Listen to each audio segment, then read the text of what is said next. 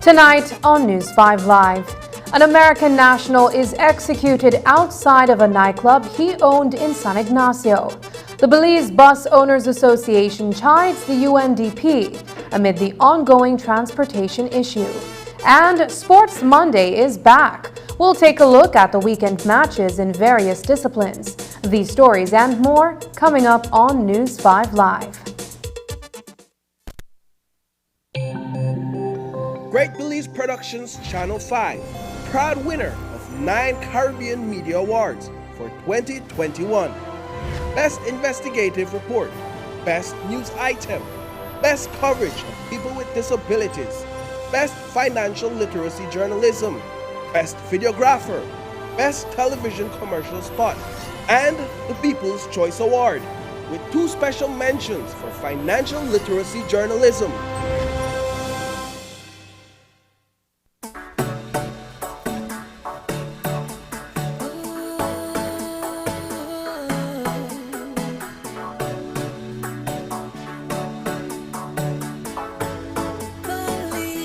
My beautiful Belize, my land of the free, my home and it's bound by the Caribbean Sea.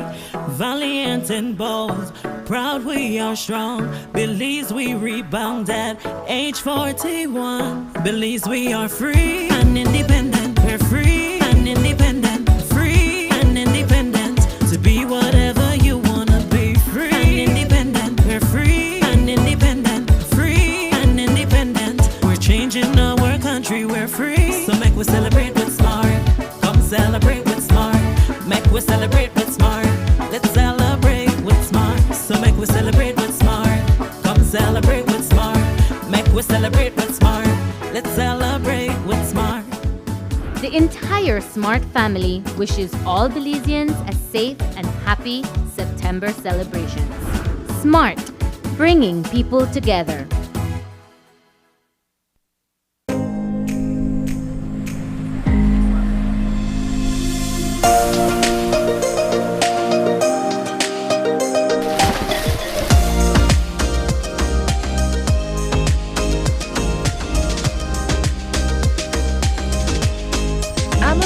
Traveler, are you? Everyone dreams. Whether it's buying a new home or a new car, taking that long, relaxing vacation, furthering your education, opening your own business, or when you need us the most. St. John's Credit Union makes it effortless to help you harness the power of your finances. We know that life's constant change demands financial flexibility. And at St. John's Credit Union Limited, we want you to be prepared. Become a member today so you can start your journey towards safe saving, smart borrowing.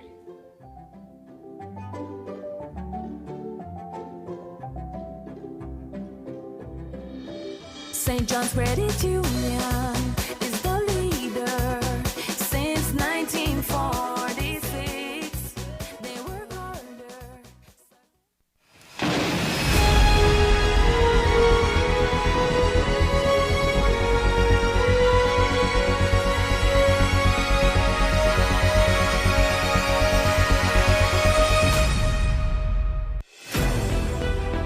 It's not an everyday household conversation anymore. However, COVID-19's impact still lingers.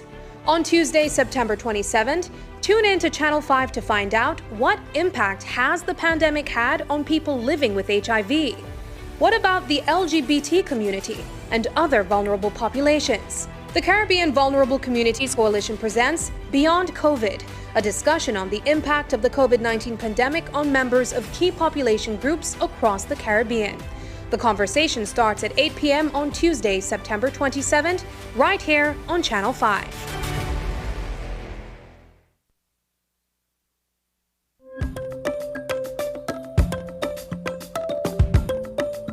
¿Qué es Amnistía 2022? Una oportunidad para los inmigrantes indocumentados que viven en Belice. Belice quiere ayudarte a vivir libremente y continuar contribuyendo a las comunidades que usted y su familia ahora llaman su hogar, al ofrecer un camino hacia la residencia permanente. ¿Por qué debería aplicar? Al hacerlo, elimina barreras y reduce las dificultades que enfrenta viviendo como inmigrante indocumentado. Aplicar es fácil.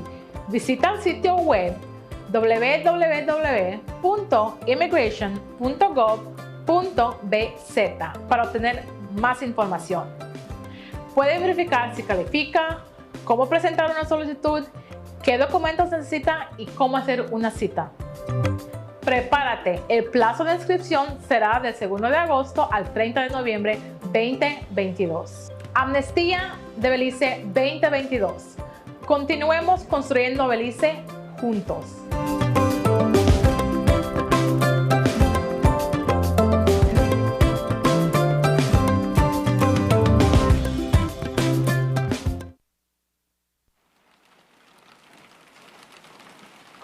Babe, have you seen the advisory that NEMA just posted? There's going to be a storm.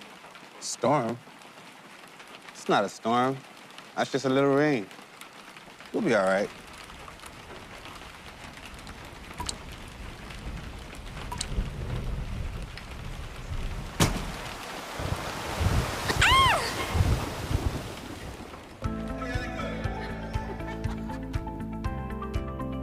Thank goodness that was only a simulation. But what if it wasn't? Consider this. You've worked hard building your future, your family, your business, your home.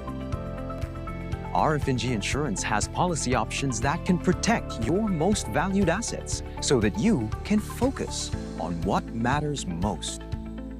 Include RF&G Insurance in your hurricane prep. Remember, it pays to get it right with RF&G Insurance, a Road Group company.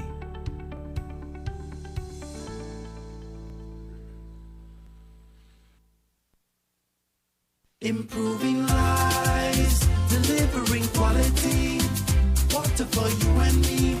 In Belize, BWS, we make it happen. The process here at the Barone Water Treatment Plant, it's a 24/7 process so that we can keep up with the daily demand for the consumers. Belize Water Services test their public water systems for bacteriological quality as well as various water quality parameters. When you turn on your tap, remember, there's a lot happening behind the scenes to ensure that the water you receive is safe and good for drinking. Belize Water Services, delivering water and more.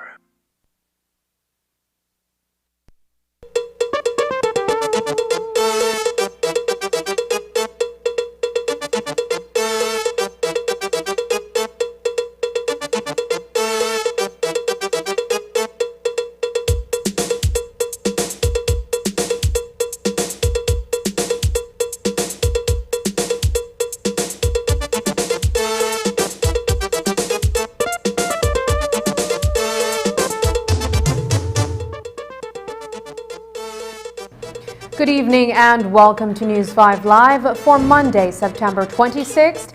I am Sabrina Daly. An American national is the latest victim of a murder which occurred out west in San Ignacio. Details as to why Jeffrey Coates was shot as many as 9 times outside a nightclub he owned on Wyatt Street is unknown at this time. But there are several persons detained for questioning since the incident occurred in the wee small hours of Sunday. Coates, his common-law wife, and members of staff were retiring from the workplace when he was targeted by gunmen who wore helmets. During the incident, the businessman was robbed of a bag which was later recovered with its items. But some are skeptical about whether robbery was the motive of the crime. News 5's Dwayne Moody reports. 4 days after a Belize City resident was stabbed to death in San Ignacio, an American national and proprietor of Replay nightclub was shot and killed in the twin towns of San Ignacio, Santa Elena. Jeffrey Allen Coates was leaving his nightclub at the Manzanero building on Wyatt Street near the Cayo Welcome Center when he was targeted by two gunmen. Police arrived on a scene at the Replay nightclub sometime after 3 a.m. where they saw Mr. Coates in a parking lot located across the street from his club, and next to him was a ninja bike, actually, a motorbike. We know that Mr. Coates left the club after securing his building, and he drove the motorbike to an area almost to the front of the establishment to pick up his common-law wife when he was attacked by two men who were on motorbike also. While in the area today, News 5 gathered that the gunmen waylaid Coates by hiding behind a vehicle that was parked in proximity to the nightclub. The 42-year-old was shot as many as 9 times before the gunmen escaped from the area on a motorcycle. These men drove off after firing several shots at Mr. Coates, leaving him fatally injured. Police officers transported Mr. Coates to the San Ignacio Community Hospital, where he was pronounced dead sometime around 3:25 a.m. We have canvassed that area. We are receiving cooperation in this investigation, and hopefully we will be able to make an arrest. Yes, we have persons detained, but that's as far as it goes right now for this investigation. It would appear to have been an execution, but who would have wanted Coates dead and why? On September 17th, Coates took to his Facebook page to recount helping a bleeding man out of his establishment and calling out those responsible for the alleged gang drama as being disrespectful to his staff, friends, and their own families. There are also reports of an alleged conflict between competing nightclubs in the area, and then information suggests that he was robbed. Assistant Superintendent of Police Fitzroy Yearwood says that police are looking at all angles. We're not ruling out robbery because a black bag that he was carrying was taken away and later found by a citizen who turned it over to the police, still containing his cell phone. We have been also informed that he doesn't usually move around with cash on him. So, like I said, we have persons that we're questioning, and hopefully after our investigators have spoken to some key suspects, then we will know what was the motive. There has been an outpour of condolences for the businessman who was well known in the West. He had been living in Belize before the pandemic and is described as being a friendly, outgoing, and down-to-earth person, an entrepreneur who has been helping in the community. Mayor Earl Trapp says that just 2 months ago he met with a number of entrepreneurs, and Coates was one of them. He came and he sought permission to run a business in the downtown area, and I know he had engaged the different sectors of the community in terms of job creation, because I can recall that one of my sons were a part of the painting, the mural that he has outside and inside. There was a setback because of COVID, you know, so he was like dormant for 2 years. And in between, we always spoke, and he was really awaiting the the closing or the passing of COVID so that he can venture into his business and his dreams. And I know he was here about 2 months ago. We had a meeting with the different businesses downtown, as well as my council members, and we were discussing what can the council do to support them, since we are basically post-COVID. They are preparing to bounce back. He was a very nice person, very kind, outgoing, caring, sharing, and like I said, he was a part of the upliftment of the basketball court in the Sharville area where he resided. Dwayne Moody for News 5. So, who was Jeffrey Allen Coates? While he migrated to Belize and started his nightclub, Coates had a criminal past. Reports surfacing online reflect that back on September 6, 1994, he kidnapped David Greenier and stole his car in Tacona, Washington. Coates was 14 years old at the time and was charged with robbery, attempted murder, and conspiracy to commit robbery. He was convicted of conspiracy to commit murder, conspiracy to commit robbery, and was sentenced to 20 years in prison. He was released and went on to become a successful real estate agent who spoke on issues of imprisonment and rehabilitation, and also authored a book. During one of the live recordings with a prison coach back in April of 2018, Coates spoke about being in foster care and reflecting on his bad decisions. When you go back and look at certain things in your life and you're like, man, you were so dumb, you know, you kind of smile. But in this case, you know, this is a big deal in my life, obviously, that shaped my life. And so when I tell the story, I'm just thinking to myself, how stupid was I, you know, when going through it. So in the group home, I'm not sure how detailed you want me to be about the story, but I was about to start high school, and someone said, you know, you need to get a car. You need to have a car for going to high school. You can't just be going there and, you know, you don't really have a family and you don't have nowhere for girls to come to because we're in this group home. But if you have a nice car, you could, you'll stand out and, you know, make a good impression. That's kind of, well, where the idea came from. So we wound up making this plan together. There was actually 4 of us at the time. Do you think that it's possible that his past may have caught up with him, or that has an influence on what happened to him? I honestly, I wouldn't believe so. I mean, that was all the way in the US, you know, and I'm not sure what transpired, but whatever may have transpired, I always believe in giving a second opportunity, you know, and he was here after so many years, and he decided to basically redeem himself. He came in the character of a nice person. He was helping in basically the stimulating the local economy here. You know, he built relationship, and you know what? He thought that he had a future, and he was working towards that future. This is yet another murder in less than 4 days in the twin towns of San Ignacio, Santa Elena.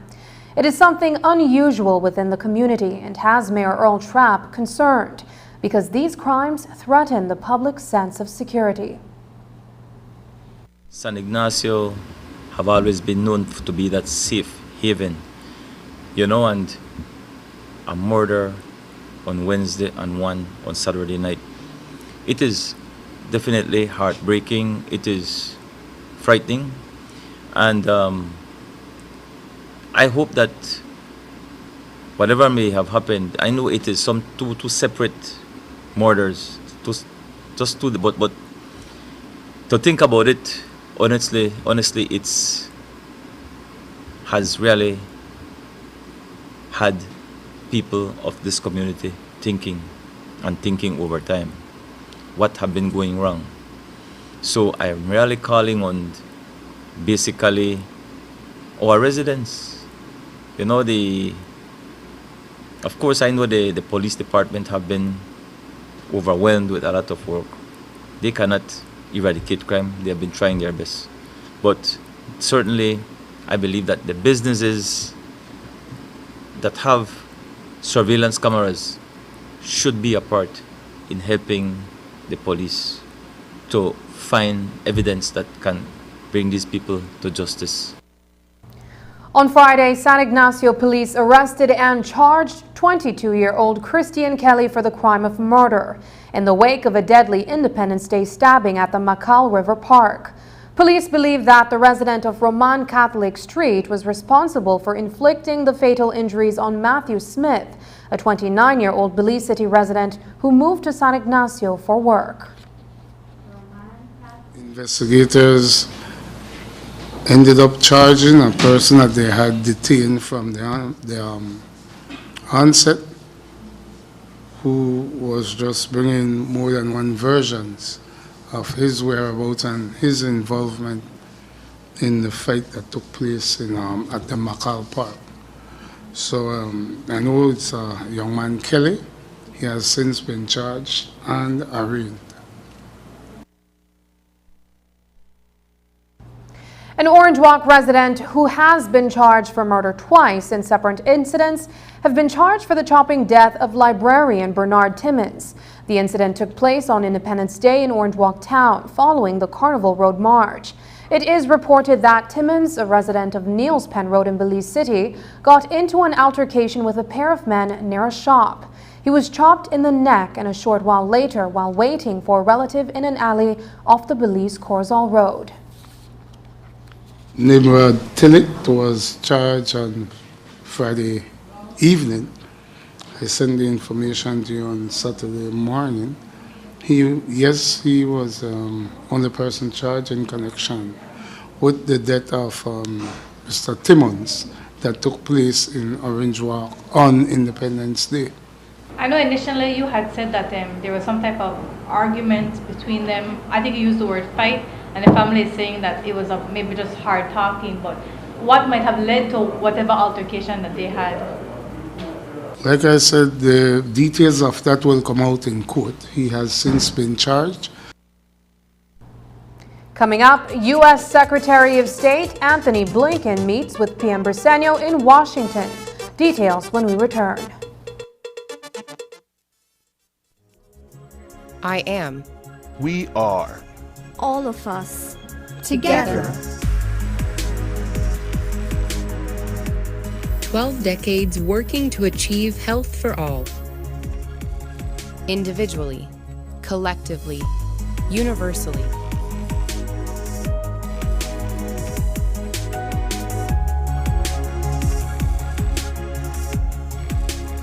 This is our mission.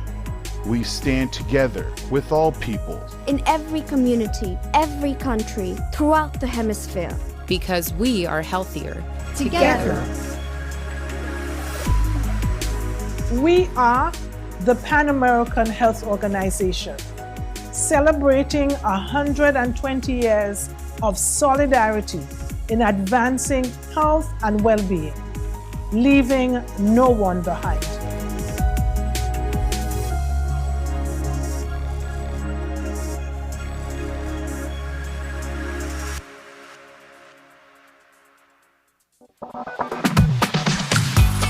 Say hello to DigiTV.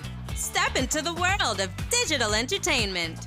DigiTV gives you access to 100+ channels on your TV or your mobile device at unbeatable prices. Take your shows with you wherever you go.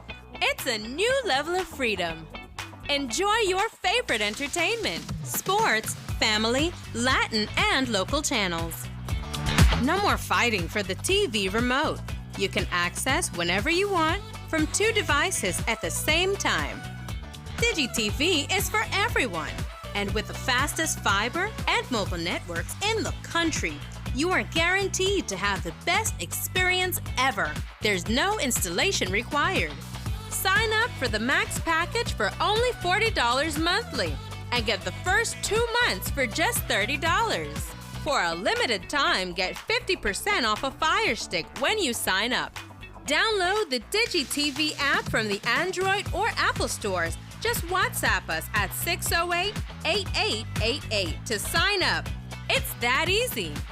Watch, experience, enjoy DigiTV today. The Belize Cancer Society is an NGO, so our main purpose is to provide support to families and people affected with cancer. I really appreciate what the Cancer Society has done for me. They had paid half of the chemo treatment that I got in Stan Creek. That half really helped, really helped. Well, as far back as I know, BEL has been one of our corporate sponsors. Each year we put out our activities and we would write and request we would get the support. During COVID, their support didn't falter either. And that gave us a specific opportunity to look at those who are helping for cancer treatment, both in 2020 and 2021. And they also assisted us with our virtual event in 2021. So they have been very present and very supportive of our initiatives, and that's something that we truly appreciate. One of the main challenges faced by those affected by cancer is the affordable cost. So when a corporate citizen like BEL that can probably do most of its donations through their headquarters chooses to do it as well with a district branch, it makes a difference. It makes a huge difference. Belize Electricity Limited, caring for the communities we serve.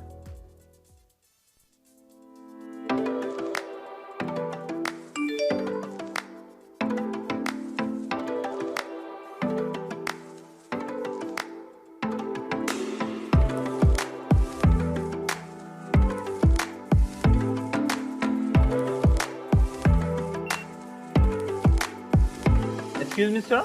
Yeah. But how can you pay with your phone? B-Box. What? What is B-Box? B-Box have been his newest rewards program. Really? Where I could get it from? Man, check on the website bbox.bz or you could download it from the App Store. And if you still don't know, check that young lady there and she'll hook you up. I will surely do so. Good afternoon, miss. Can you hook me up with B-Box?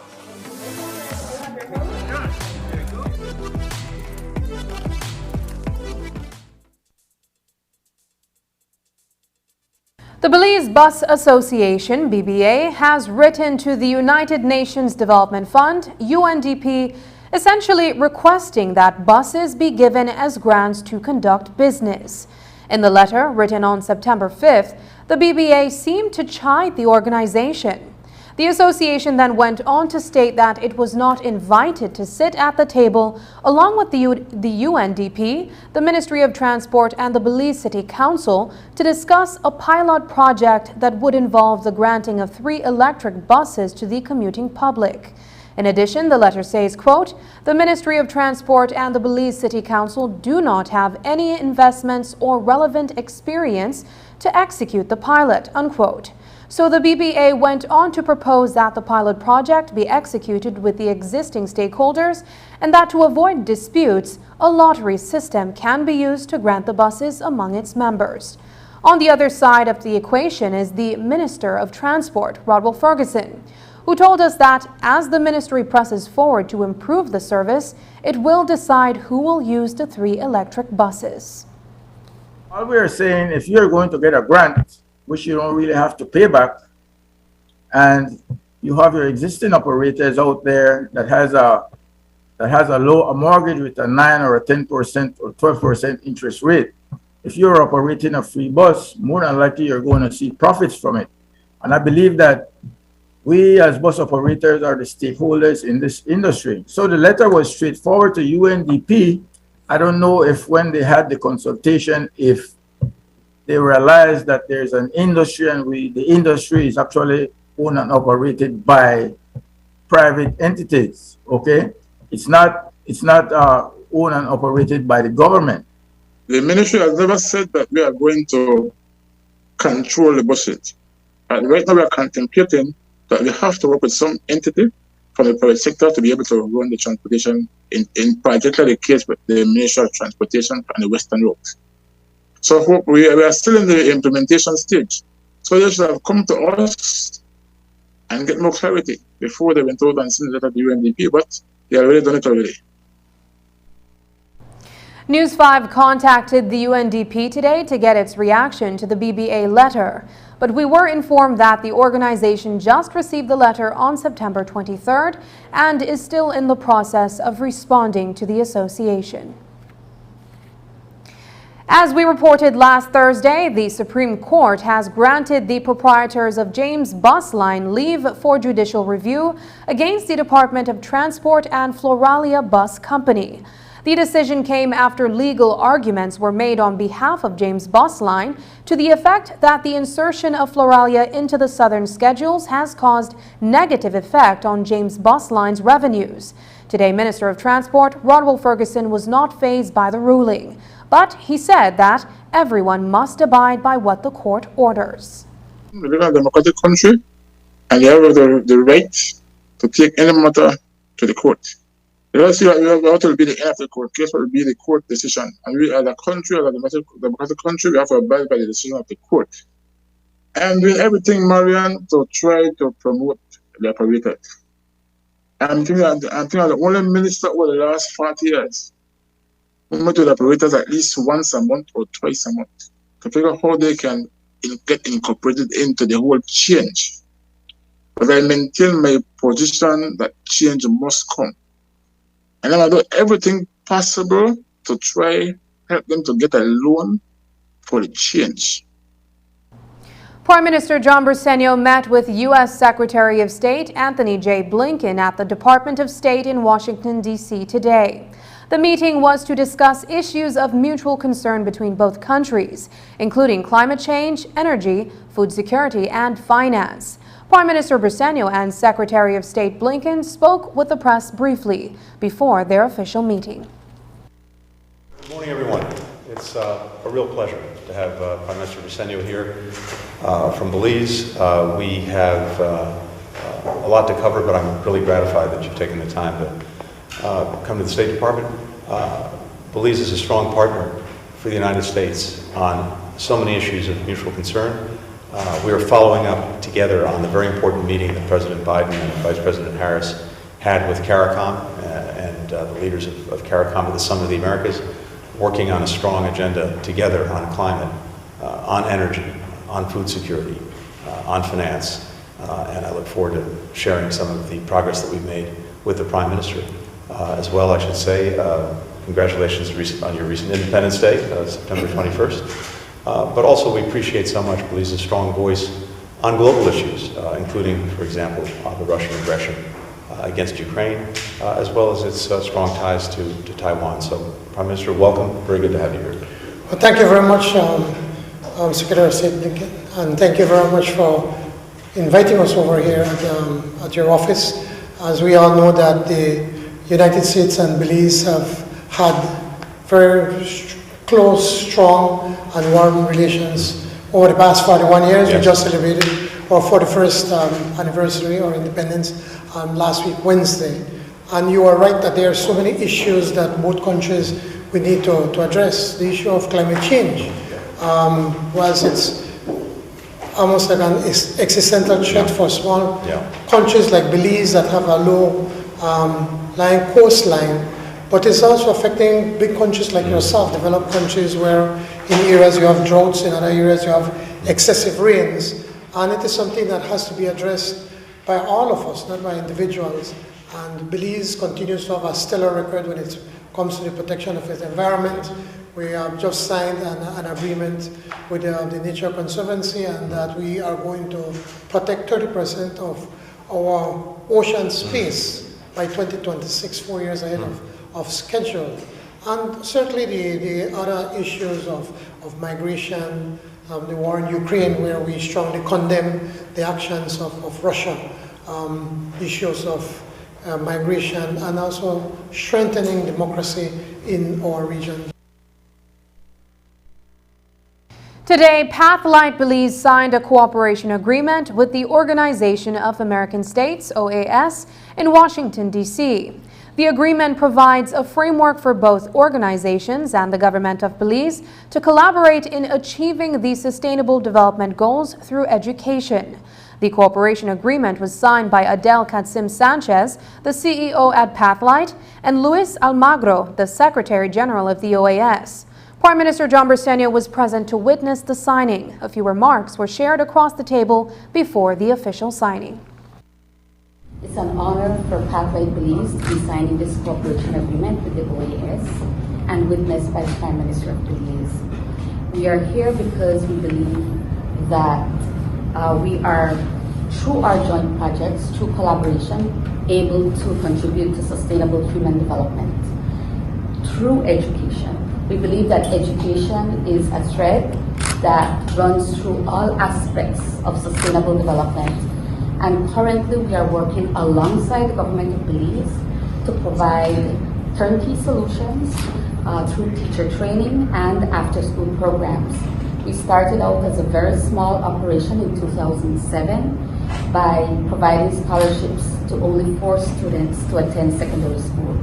Since then, we've grown. We have a resource center in 3 parts of the country, and today we are providing full scholarship opportunities for students to attend secondary school as well as tertiary school.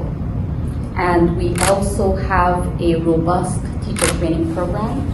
I'm happy to say that we are working alongside our government to train every single teacher in secondary and primary school in new methodologies of competency-based learning and problem-based learning. This is a special occasion to recognize Pathlight for their efforts to help the government to transform Belize by educating and developing future generations of leaders, and by offering teacher training and after-school student programs as turnkey solutions. In the agreement we are signing today, the OAS and Pathlight Belize establish the terms of cooperation in capacity building through teacher training. After the break, a BDF officer commits suicide inside a prison cell. We'll have that and more when we come back.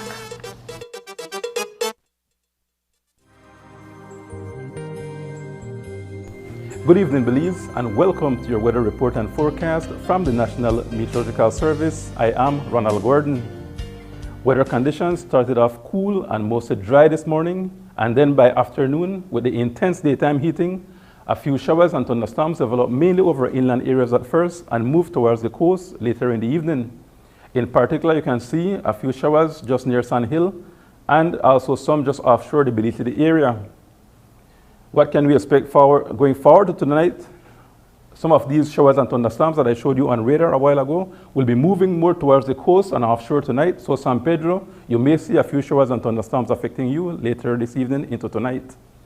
In terms of our temperatures, if you're in Belama, San Ignacio, or up in the north, Orange Walk and Corozal, you will see temperatures in the lower 70s. Whereas if you're along the coast, it will not be as warm as it normally is because of the westerly winds that we're expecting. So Belize City will see temperatures in the mid-70s, San Pedro in the upper 70s. Looking forward to tomorrow, the intense daytime heating will produce another bout of showers and thunderstorms, mainly over inland areas at first and moving to the coast later in the afternoon. Some of these thunderstorms could be severe at times, and therefore we have a severe thunderstorm watch in effect.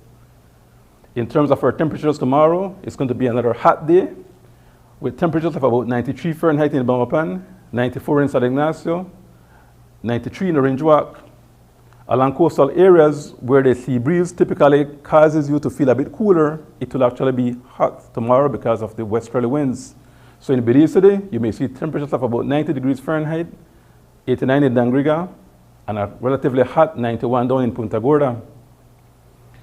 In terms of the forecast for the next 4 days, on tomorrow Tuesday, we will see a few more showers and thunderstorms developing inland in the afternoon and moving over the coast during the late evening into the night. A similar pattern is expected on Wednesday. By Thursday, conditions will begin to improve with relatively good weather by Friday. In terms of the tropics, our main focus is Hurricane Ian, which developed as a hurricane over the weekend. This system currently has winds of 100 miles per hour and is moving to the north-northwest at 13 miles per hour. The forecast is for this system to move to the north-northwest, impacting western Cuba and eventually affecting the Florida area. Although the system will not impact Belize directly, we will have winds from the west-northwest producing very hot daytime conditions. This will also produce some thunderstorms inland at first, which will move to the coast later in the evening. In terms of the marine conditions, winds are out of the west to northwest at 10 to 20 knots, waves of 4 to 6 feet, with moderate sea conditions. In the astronomical conditions, there will be a low tide at 4:54 tomorrow morning, a high tide follows at 10:58 also in the morning, another low at 4:57 tomorrow evening, and a high tide at 10:46 tomorrow night. Sunrise will be at 5:42 tomorrow morning, while the sun will set at 5:44 in the evening. The moon will rise at 7:10 tomorrow morning and set at 8 minutes after 7 tomorrow night. And that's it from the National Meteorological Service. Join us again on Wednesday for another weather report and forecast. Have a pleasant and restful evening.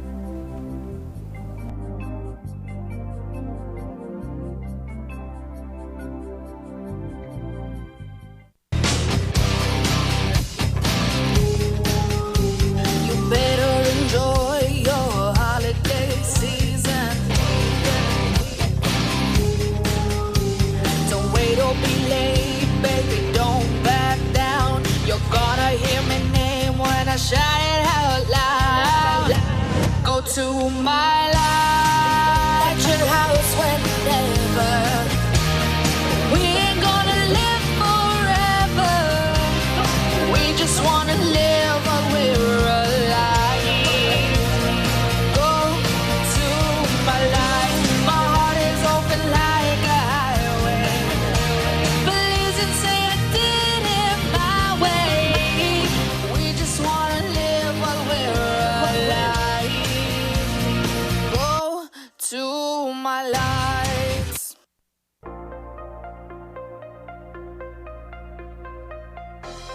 Welcome to Design Depot. All in one place. Shop brands you know and trust, like Kohler. Welcome, GE Appliances. Welcome. Oran Windows. Welcome. Tiles from around the world.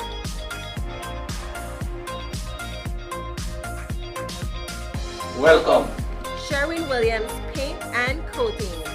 Visit us today at Mile 3 on the Philip Golson Highway or call us at 223-3768. Design Depot. All in one place. ¿Sabías que Hospital Galenia modificó los protocolos de seguridad y prevención de salud ante la pandemia de COVID-19 para evitar contagios? Creamos un concepto que denominamos quirófano santuario no COVID. Hospital Galenia, más que un hospital.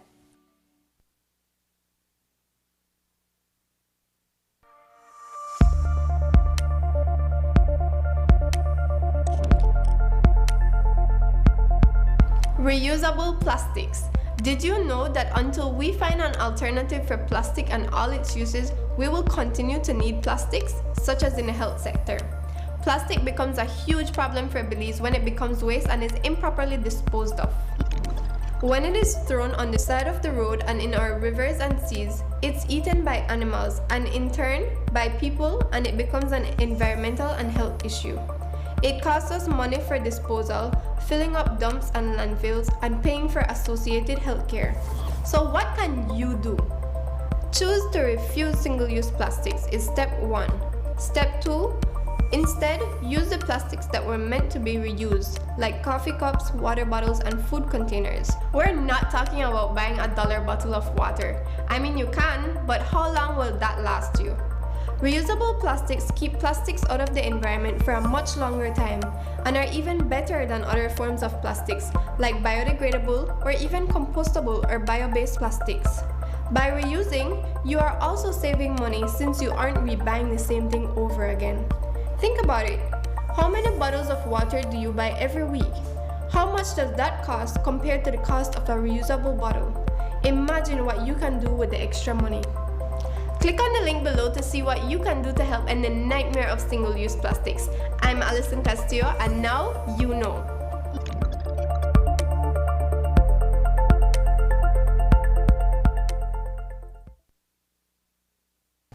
For a second time in just over a month, a Belize Defense Force soldier has taken his own life. BDF Captain 33-year-old Damasio Koch, who was remanded pending trial, was found hanging from a bed inside his cell in Tango 10 section of the prison facility on Sunday morning. Koch was awaiting trial since August 25th for violating a restraining order. In the interim, he was hoping to make a bail application until his case was called. However, something happened on Sunday and Koch decided that he could not carry on. Today, CEO of the Kobe Foundation, Virgilio Murillo, told News 5 what made prison guards suspicious that something was amiss inside the cell that Koch occupied at the time. Unfortunately, yes, we had a officer committing suicide by hanging himself in his cell with a sheet. This was discovered, I think, around 10:30 that morning.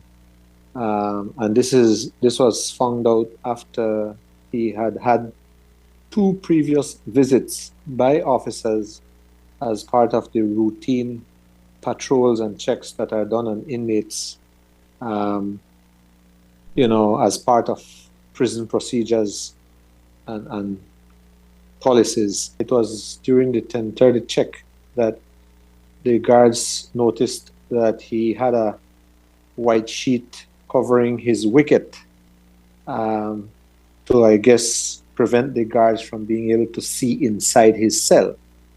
But a guard would not ignore things like that. It is against the prison rules for prisoners to close off the view of prison guards into their cells. That's illegal. That's against policy or rules. So when the guard saw that, he found a way to, part the white sheet from the wicket, and he took a peek inside the cell, and that was when he saw the inmate hanging. Captain Koch's suicide came as a surprise to prison officials who normally look out for signs from inmates as part of their training. Maria told us that Captain Koch was remanded for a month and that he showed no signs of suicidal tendencies during the period that he was incarcerated at the facility. Why it caught everybody by surprise, because like I said to you earlier that morning, 2 officers interacted with him briefly. As a matter of fact, one officer is saying that he went to him and stood by the wicket and was talking to him and asked him if he was okay, and he said yes, everything was okay. And even to that guard, I mean, he's been here like a month because he came into the prison on the 25th of August. So we would not say that he had just arrived here last week and we are not too sure what frame of mind he was in. All along, every prison officer that may have interacted with him during his short stay never picked up on anything that was probably amiss or so. So there were really no telltale signs. So when they found out this happened, it kind of shocked everybody. Well, this is the second BDF member to commit suicide in under 2 months. The last time that an inmate committed suicide at the prison was in 2019. 35-year-old Kenya Villamil was viciously stabbed by her ex-boyfriend in San Narciso village on September 21st. She was injured as many as 12 times when Myron Palencia reportedly took a knife to her while she was on her way home that night. Communications Director Assistant Superintendent Fitzroy Yearwood told us today that the incident is being treated with high priority by the Belize Police Department. It was reported on Independence also that Miss Vermeil, when she was not at home, her house was visited by a man claiming to be her ex-boyfriend, Myron Palencia, where he removed a bike from the home belonging to Miss Vermeil. Our officers were informed that Miss Vermeil went looking for him, and a few hours later, a call came into police via 911 stating that a female was stabbed and left seen behind the Narciso clinic. When police arrived on the scene, they immediately rushed her to the Corozal Community Hospital, where she was treated and is still admitted in a stable condition. I know that the information gathered was from someone that was at Ms. Vermeil's house at the time that could have relayed the information to the police, because at first she was not in a condition to make her report herself. We are treating this incident with priority, because we know that it may have stemmed because of the ending, Ms. Vermeil ending the relationship with that young man, Myron. So as soon as charges have been made, I will let you know.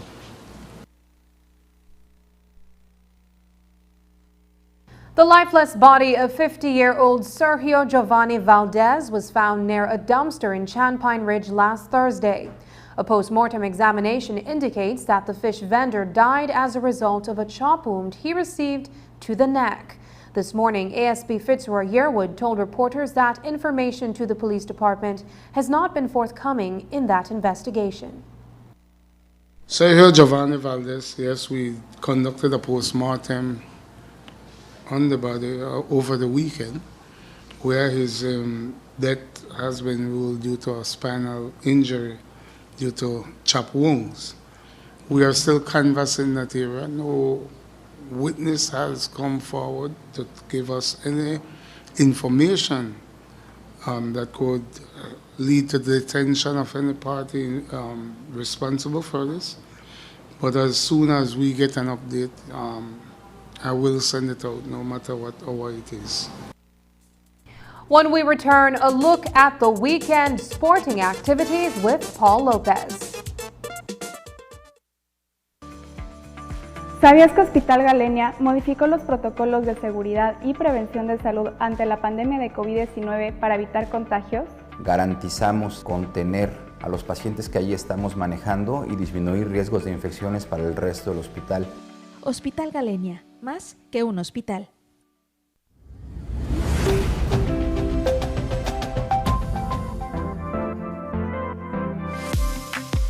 I'm always on the go, and the country is my home. So when I want to get away from it all, I immerse myself with my favorite movies, all from the new Smart Stream app. It's easy to use this service. Purchase your movies from the app and use your mobile data, Smart Stream data packages, or smart broadband to stream and enjoy. Be like me and stream on the go with Smart Stream.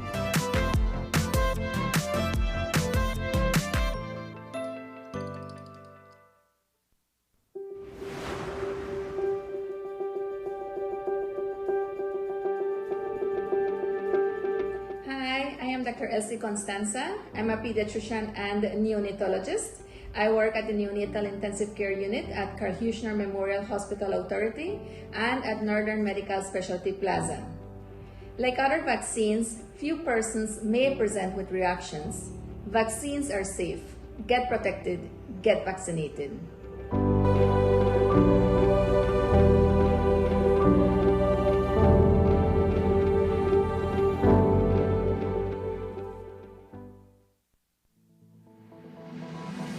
Applying for a Social Security sickness benefit? Here's what you need to know. A complete claims package includes 1. Sickness claim form fully completed by the claimant and medical doctor. 2. Salaries record form completed by the employer or HR representative. 3. Proof of bank account such as bank book, online banking, or statement displaying your name and account number. To submit via email, you need to take a clear photo or scan of the documents and email to claims@socialsecurity.org.bz. Be sure to include your full name, social security number, and benefit type in the subject line of the email. Deadline to submit is 14 days from your first day of illness. All forms are available on the website at www.socialsecurity.org.bz. Social Security Board, safeguarding you, your family, your future.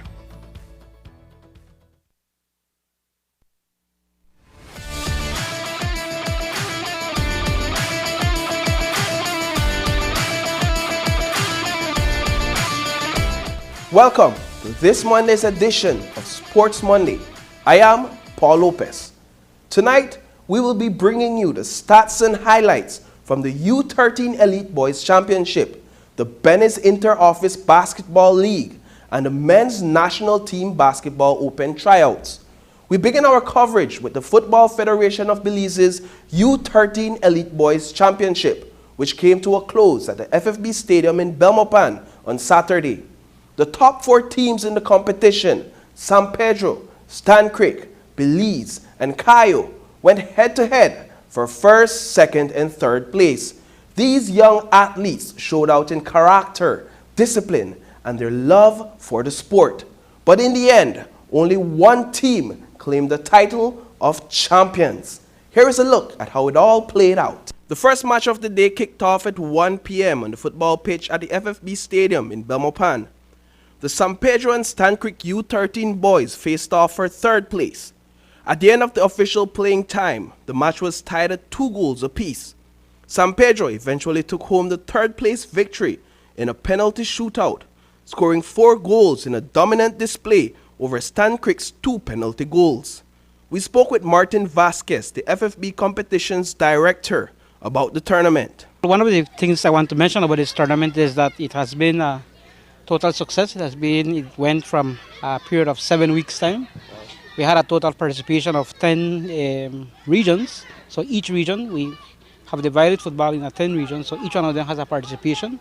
And from the very beginning, we have the games ongoing. Each one of the teams played a total of 4 games.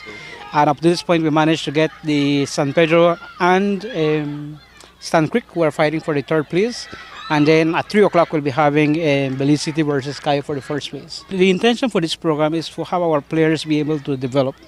It's basically addressing the need for the players so that from this age, you can start to identify talent in the players. So whenever they start to move on to the other level at either U15 or U17, which we'll be having next year. As you heard, the Belize and Cayo teams squared off for first and second place.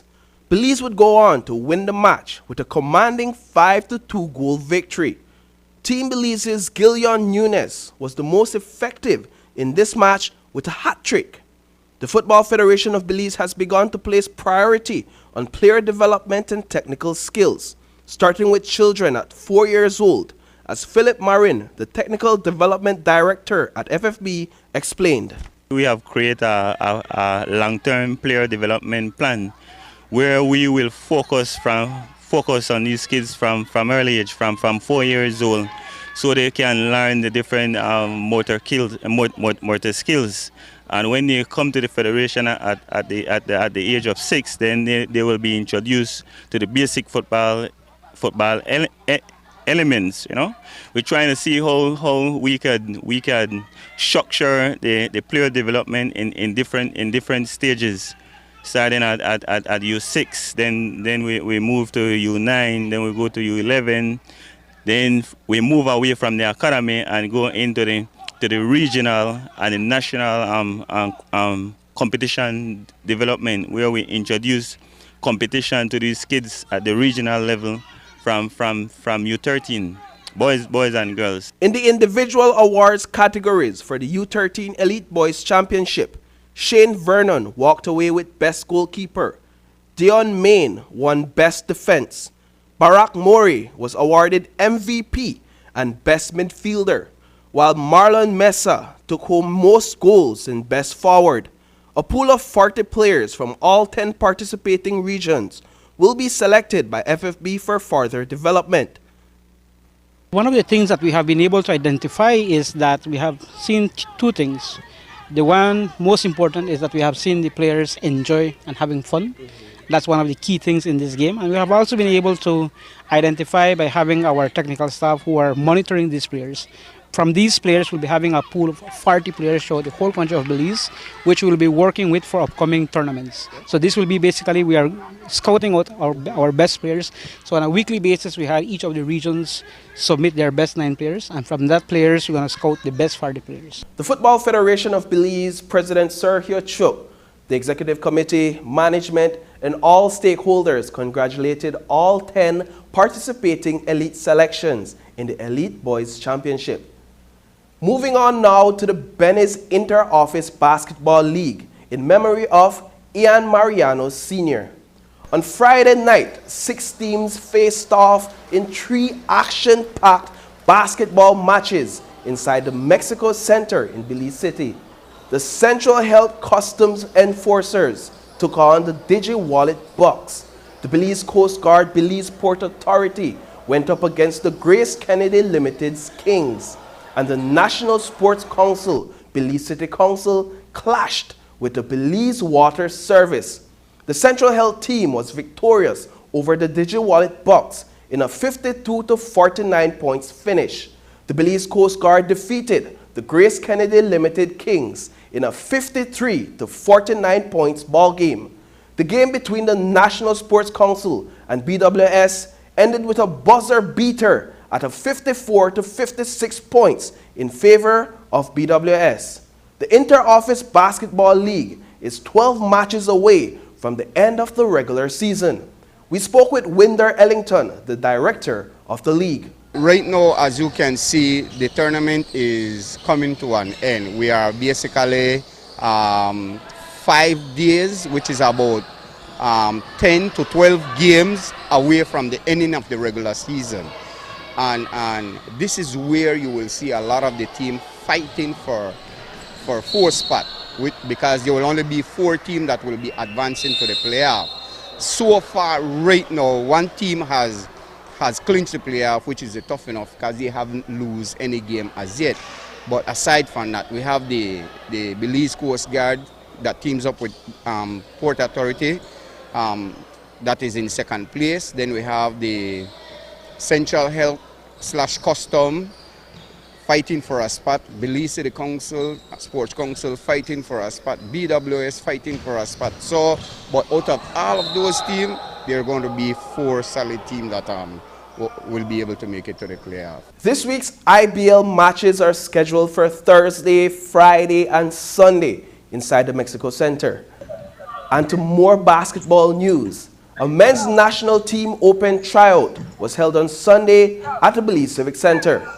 The tryout was hosted to select a national team to compete in the upcoming FIBA 2023 United Cup in the Dominican Republic. We spoke with the organizers of that event about the tryouts. We have our international coach that came in to recruit guys to take them to Dominican Republic to play for a cup, right? He's here today, and I believe we have a good turnout of like 80 people supposed to be here today. You know, and we'll look for at least 15 guys to take the Dominica to participate in this tournament. I think it's very important because what they're trying to do is do things differently than how it used to be done. Back in the days when they used to have national team tryout, it used to be a special invite. So unless you were invited, you couldn't have an opportunity. So since this federation took over, we're trying to do it different. We don't want to exclude anyone. So we had an open tryout where anybody who feels like they have enough talent can come out, impress the coaches, and get an opportunity to represent their country. Today's the first day I'm getting a chance to evaluate some of the local professional players and some of the younger talent. And my job is to try to get the best nucleus of players that I can find that they can compete. Because, you know, we're going to see professional teams in the DR. Costa Rica's national team will be there. We'll have a couple of American teams. So there'll be, 6 to 8 quality teams that are on the professional level. These guys will get to compete against in January. And that's it for all your stats and highlights. For this week's edition of Sports Monday, I am Paul Lopez.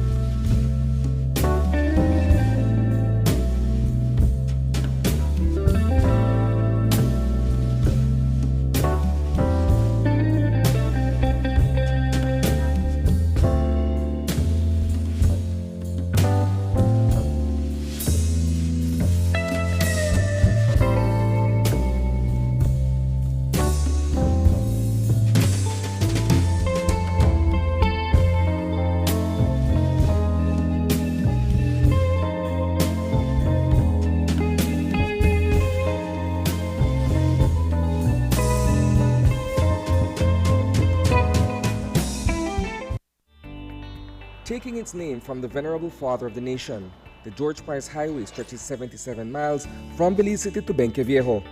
Originally built in the 1930s, this cross-country highway system is the artery that links Belize to Central America at the western border with Guatemala.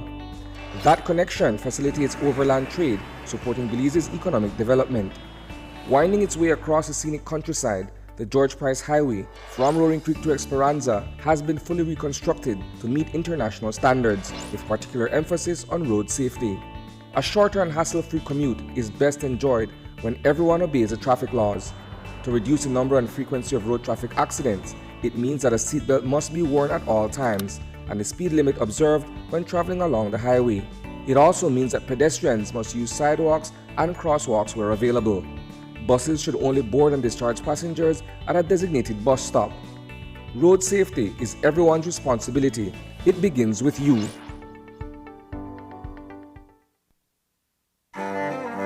Everything must come to an end. A much-needed vacation, or even a good book. What about the world? How will it end? Should we be worried about the end? Frightened even? What does the Bible actually say about the end? Tune in right here as we discuss the end.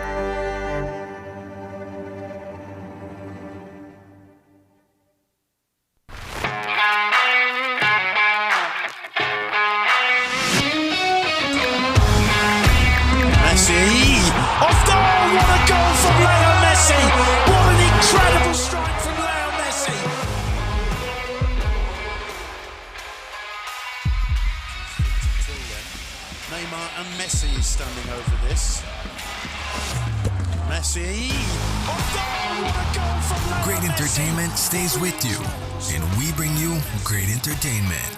Next Gen, the ultimate digital experience.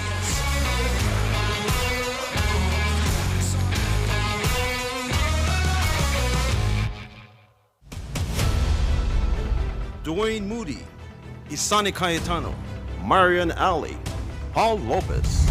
Your News 5 Belize teams do whatever it takes.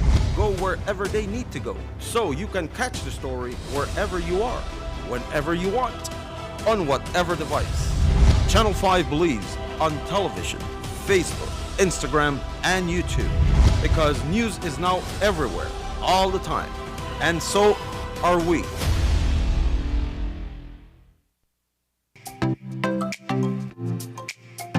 Everyone, including our elderly, needs to stay connected with their loved ones.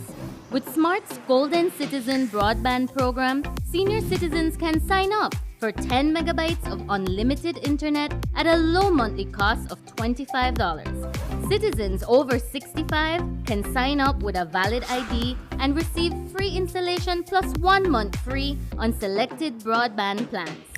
Visit a Smart showroom near you for more information on how you can enjoy Smart's Golden Citizen Broadband program. Smart, bringing people together. Flooding in Belama Phase 3 has been a perennial issue for residents and business owners in that community. While it hasn't been raining incessantly, the area is still submerged, and getting in and out of the neighborhood is quite a challenge for commuters. Tonight, we look at the crisis that residents are faced with along Apollo Street and the monies and resources that have been pumped into addressing the problem. News 5's Isani Cayetano reports.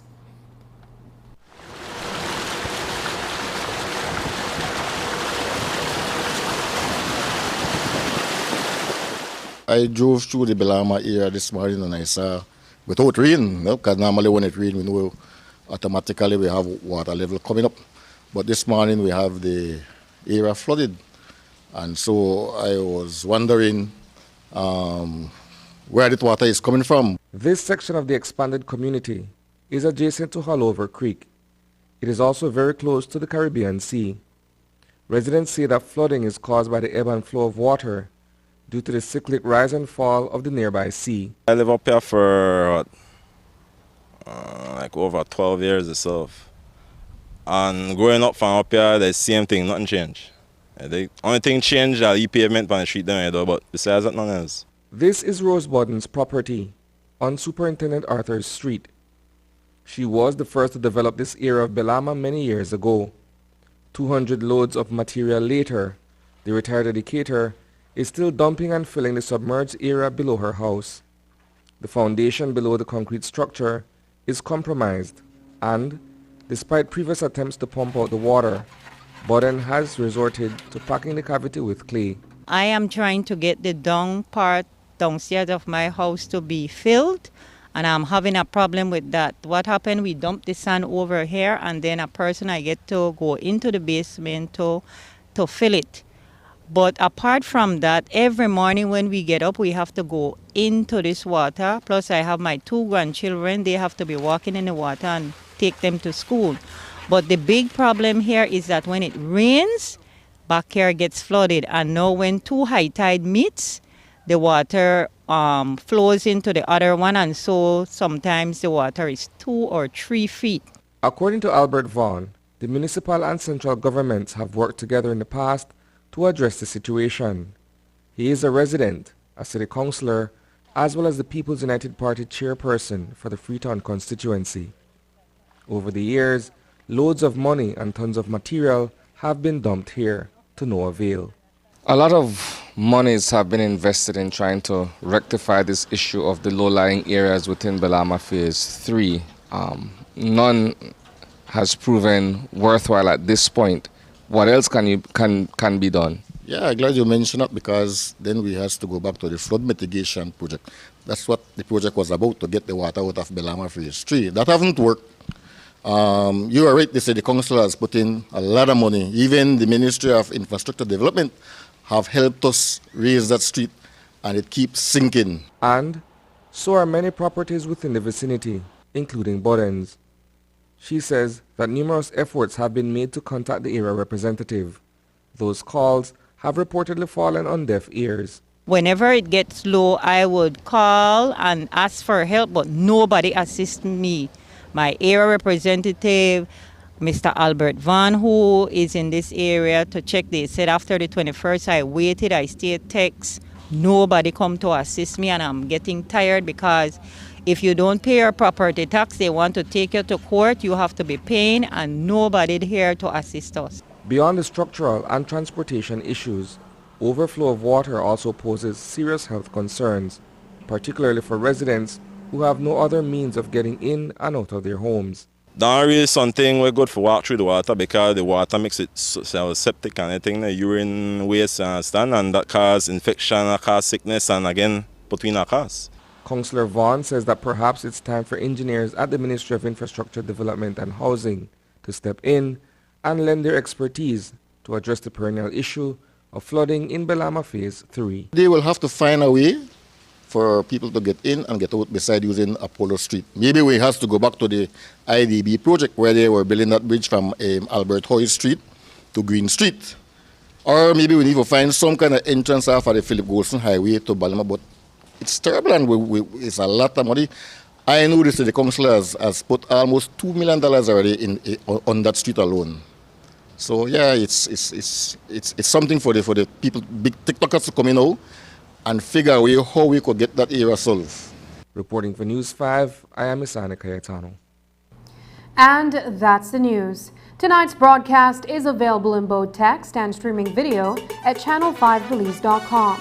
You can also connect with us on our Facebook page at facebook.com/News5Live.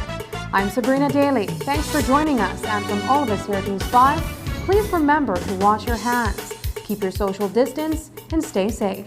Good night.